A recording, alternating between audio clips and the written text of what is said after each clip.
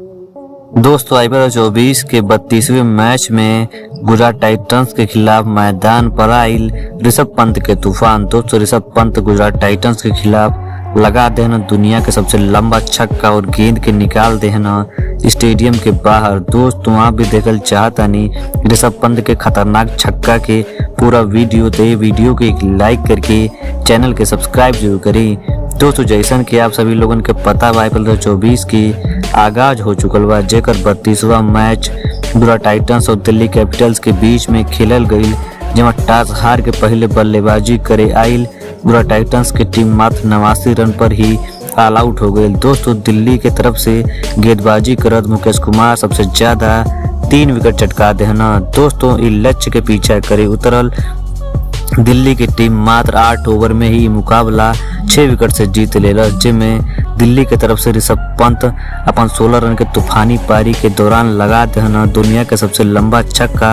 और गेंद के निकाल देना स्टेडियम के बाहर। दोस्तों दिल्ली के जीत पे आप लोग का कहल चाहता नहीं, अब अपन राय नीचे कमेंट सेक्शन में कमेंट करके जरूर देव जा। धन्यवाद।